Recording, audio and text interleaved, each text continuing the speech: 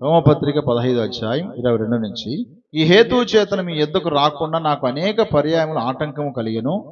ఇప్పుడైతే ఈ ప్రదేశములలో నేను ఇక సంచరించవలసిన భాగం లేదు గనుక అనేక సంవత్సరాల నుండి మీ యొద్దకు రావాలని మిక్కిలి ఆపేక్ష కలిగి నేను స్పెయిన్ దేశమునకు వెళ్ళినప్పుడు మార్గములో మిమ్మల్ని చూసి మొదట మీ సహవాసం వలన కొంత మట్టుకు సంతృప్తి పొంది మీ చేత అక్కడికి సాగనింపబడుదునని నిరీక్షించుచున్నాను అన్నాడు. అంటే పౌలు గారు ఇక్కడ రోమా సంఘంతో మాట్లాడుతున్నాడు. రోమాలో విశ్వాసులు ఉన్నారు. అయితే నేను స్పెయిన్ అనే దేశానికి వెళ్ళాలనుకుంటున్నాను. ఆ దేశానికి వెళ్ళేటప్పుడు మార్గంలో మిమ్మల్ని చూసినప్పుడు నాకేం కలిగింది? మీ సహవాసం వలన కొంత మట్టుకు నాకు సంతృప్తి కలిగింది అన్నాడు. హల్లెలూయా. అంటే విశ్వాసులతో సహవాసం చేయాలి. విశ్వాసులతో సహవాసం చేస్తే తృప్తి కలుగుతుంది. ఒకవేళ విశ్వాసులతో సహవాసం చేస్తున్నా సరే తృప్తి లేదు అంటే నువ్వు సరైన రీతిగా నువ్వు విశ్వాసులతో సహవాసము లేకపోతే ఫెలోషిప్ లేకపోతే కనెక్షన్ నువ్వు కలిగి ఉండలేదని అర్థం చేసుకో. విశ్వాసులుగా మీతో కలిసి ఈ సహవాసం చేస్తే, ఈ ఆరాధన చేసే సంతృప్తిగా ఉంటుందనే ఉద్దేశం మేరకే నేను ఎక్కడికి వెళ్ళినా ఆదివారం ఇక్కడికి వచ్చేస్తాను. అదొక తృప్తి. ప్రభు సన్నిధిలో ప్రభు పిల్లలుగా పరిశుద్ధతలు కలిసి ఆరాధన చేసాం, ప్రభు సన్నిధిలో గడిపాడమే తృప్తి నా అంతరంగంలో పరిపూర్ణంగా ఉంటుంది.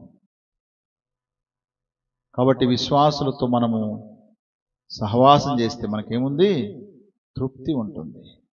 పౌలు భక్తుడు ఇలా అన్నాడు 2 కొరింథీ 6:14 మీరు అవిశ్వాసులతో జోడుగా ఉండకుడి, నీతికి దుర్నీతితో ఏమి సాంగత్యము, వెలుగునకు చీకటితో ఏమి పొత్తు, క్రీస్తునకు బెలియాలతో ఏమి సంబంధం, అవిశ్వాసితో విశ్వాసికి పాలెక్కడిది, దేవుని ఆలయమునకు విగ్రహములకు ఏమి పొందిక, మనము జీవము గల దేవుని ఆలయమై ఉన్నాము, అందుకు దేవుడిలాగూ సెలవిచ్చుచున్నాడు. చూసారా, మనము జీవము గల దేవుని ఆలయం గనుక అవిశ్వాసులతో జోడుగా ఉండొద్దు. అంటే కరుచుకుంటారు చూడండి. మాట్లాడేది వేరు, ప్రభువులోకి నడిపించడానికి ప్రయత్నంలో ఉండేటువంటి సహవాసం వేరు. ఇక పడుకున్న వాళ్ళతోనే, కూర్చున్న వాళ్ళతోనే, తిరిగిన వాళ్ళతోనే, నవ్విన వాళ్ళతోనే, దుఃఖపడిన వాళ్ళతోనే బ్రతుకుతుంటారు. అంటే జోడుగా ఉంటారు.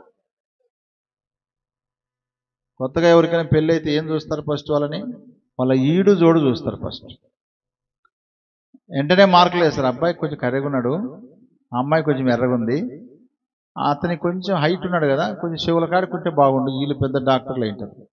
భవిష్యత్తు గురించి ఆలోచన చేయరు కానీ వాళ్ళ ఈడు జోడు చూస్తూ ఉంటారు. మనం ఎప్పుడైనా చెప్పులు కొనుక్కోవడానికి వెళ్తే కూడా ఒక చెప్పు వేసుకొని సరిపోయిందిలే అనుకోము, ఇంకొక చెప్పు కూడా తీసి 2 వేసుకొని మళ్ళీ కొంచెంసేపు మోడి నడిచి సెట్ అయిపోతేనేమో బాగున్నాయి, సెట్ కాకపోతే ఇది వేరే జత వేయండి అంటాం. అంటే జోడు అనేది ఎంత ప్రాముఖ్యం చూడండి. ఒంటరిగా ఉన్న దేవుని చిత్తం కాదు, అందుకే జోడు చేశాడు. ఎవరిని? ఆదామును హవ్వని జోడుగా చేశాడు కదా. కాబట్టి విశ్వాసులకు అవిశ్వాసులతో జోడు ఉండకూడదు, కానీ విశ్వాసులకు విశ్వాసులతో ఎట్టుండాలి? జోడుగా ఉండాలి, జోరుగా కూడా ఉండాలి. తెలుసా, జోడే కాదు కానీ జోరుగా ఉండాలి. ఆది అపోస్తుల సంఘం అదే మనం చూడవచ్చు.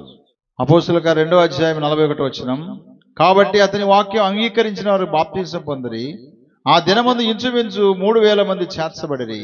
వీరు అపోస్తుల బోధ యందును, సహవాసమందును, రొట్టె విరుచుట యందును, ప్రార్థన చేయుట యందును ఎడతెగక ఉండిరి. అంటే జోరుగా ఉన్నారు సంఘం. రక్షించబడినటువంటి విశ్వాసుల సంఘము, సహవాసము ఎంత జోరుగా ఉన్నారో చూడండి. సహవాసం ఉన్నారు, బోధలో ఉన్నారు, రొట్టె విరుచుటలో ఉన్నారు, ప్రార్థన చేయటంలో ఎడతెగక ఉన్నారు. అంత మాత్రంగా వాళ్ళు ఏం చేస్తున్నారు? 44 విశ్వసించిన వారందరూ ఏకముగా కూడి తమకు కలిగినదంతే సమిష్టిగా ఉంచుకున్నారంట. ఆస్తులలో ఇది నాది నీది అనుకోకుండా ఇదంతా మనది అనేటువంటి ఏకత్వమైన మనసు కలిగి ఉన్నారు. ఆ మీదట 46 మరియు వారు ఏక మనసుకులై ప్రతిదినము దేవాలయం తప్పక కూడుకొనుచు ఇంటింట రొట్టె విరుచుచు దేవుని స్తుతించుచు ప్రజలందరి వలన దయ పొందిన వారై ఆనందముతోనూ నిష్కపటమైన హృదయముతోనూ ఆహారం పుచ్చుకొనుచుండిరి, మరియు ప్రభు రక్షణ పొందుతున్న వారిని అనుదినము వారితో చేర్చుకుంటున్నారంట. హల్లెలూయా. సహవాసం ఇదండి. వారు సహవాసం చేయడమే కాకుండా ఆ సహవాసంలోకి మరొకరిని ఆహ్వానిస్తూ ఉన్నారు, మరొకరికి అవకాశం ఇస్తూ ఉన్నారు, మరొకరిని ప్రభువుకు దగ్గర చేస్తూ ఉన్నారు. సహవాసం ఉన్న పరమార్థం అదే. విశ్వాసులు సహవాసం చేయాలి. పెద్దలు అంటుంటారు కదా, సన్నాసి రాసుకుంటే బూడిద రాలుతుందంట. ఏం రాలుతుంది? బూడిద రాలుతుందంట. విశ్వాసాలు రాసుకుంటా పోతే విశ్వాసాలు జోడుగా ఉంటే ప్రార్థన శక్తి పెరుగుద్ది, ఆధ్యాత్మిక విషయాల్లో బలం పొందుకుంటాం, మరొక ఆత్మ రక్షించడానికి ఆలోచన మనం చేయగలుగుతాం. కాబట్టి విశ్వాసులతో మనం సహవాసం చేయాలి. విశ్వాసులతో సహవాసం చేస్తే ఒక బెనిఫిట్ ఏంటో తెలుసా? తృప్తి కలుగుతుంది. ఆ తర్వాత మనం కాపాడబడతాం. కీర్తనలు 31:27 యెహోవా భక్తులారా మీరందరూ ఆయన ప్రేమించుడి, యెహోవా విశ్వాసులను కాపాడును. చూసారా?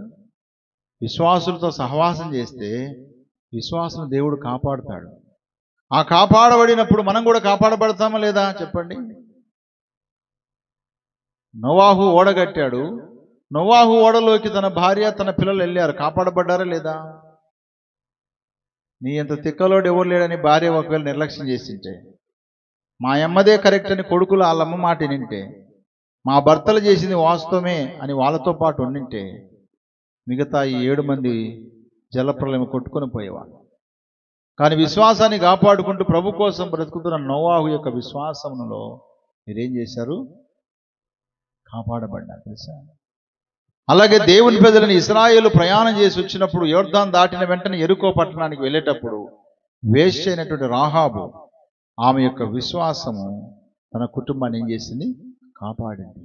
అపోస్తుల కార్యం 5:12 చదువుదాం. ప్రజల మధ్య అనేకమైన సూచక్రియలను మహత్కార్యమును అపోస్తుల చేత చేయబడుచుండెను. మరియు వారందరూ ఏక మనసుకులై సొలొమోను మంటపములో ఉండిరి.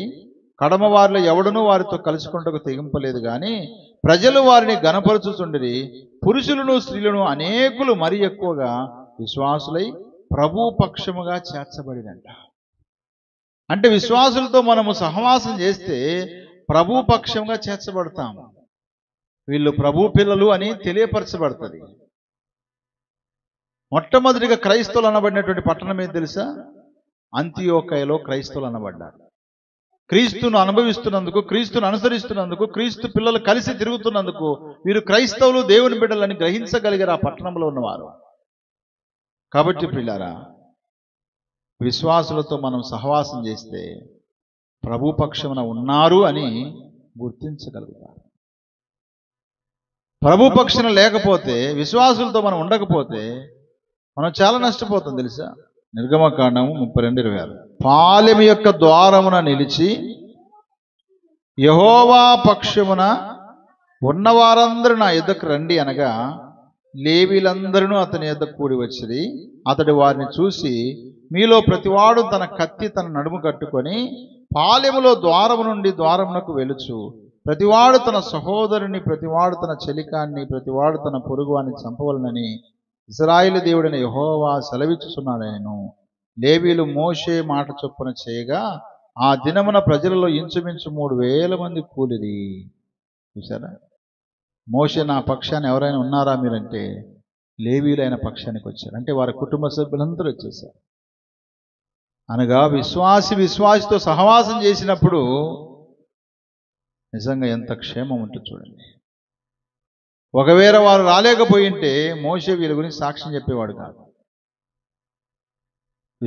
విశ్వాసులతో వారి పక్షాన ఉన్నప్పుడు వారికి సాక్ష్యం నిలబడుతుంది. తెలుసా? వారు సాక్ష్యాన్ని కాపాడుకోగలుగుతారు. వాళ్ళ సాక్ష్యం వాళ్ళు కాదు కదా, వారితో ఉన్న విశ్వాసులు ఈ విశ్వాసి గురించి సాక్ష్యం చెప్పగలుగుతారు. కోరాహు, అభిరాము, దాతాన్ అనేవారు మోషే మీద తిరుగుబాటు చేశారు. ఆ టైంలో నా పక్షాన ఉన్న వారందరూ ఇటు రండి అన్నప్పుడు కొందరు వచ్చేశారు. ఆ టైంలో వారి దగ్గర రాకున్నందుకు కోరాహు తనతో ఉన్న వారందరూ భూమి నెరవేర్చి చనిపోయారు కదా. అలాగే ఇక్కడ కూడా మరి ఎవరైతే నా పక్షాన ఉంటారో రండి అని మోషే చెప్పినప్పుడు ఆయన పక్షం ఉన్న లేవీలందరూ వచ్చి వారి సహోదరులందరినీ కత్తివాత చేత వారిని ఏం చేశారు? చంపేశారు. ఎవరి మాట ఇది అంటే మోషే ద్వారా దేవుడు చెప్పించిన మాట. వారందరూ చంపేయమన్నప్పుడు ఆ రోజు ఇంచుమించు 3,000 మంది చనిపోయారు. అంతమందిని చంపడానికి గల కారణం ఏంటంటే వాళ్ళు దుర్మార్గంగా ఉన్నారు. అందుకే వారిని అలాగ చంపేయమని చెప్పాడు. కాబట్టి ప్రియులారా, విశ్వాసులతో మనం సహవాసం చేస్తే దేవుని పక్షమున మనం ఉన్నాము అని ఇతరులు అర్థం చేసుకోవడానికి కలిగిన సాక్ష్యాన్ని మనం కలిగి ఉంటాం. 2వ దినవృత్తాంతాలు 15వ అధ్యాయము రెండవ వచనంలో ఈ మాట ఉంటుంది. మనం దేవుడి పక్షాన ఉన్నప్పుడు, దేవుడిని నమ్ముకున్న ఆయన ప్రజల పక్షాన మనం ఉంటాం. కాబట్టి విశ్వాసులతో మనము సహవాసము చేయాలి. హెబ్రీలకు రాసిన పత్రిక 9వ అధ్యాయం 27-28 వచనాలు.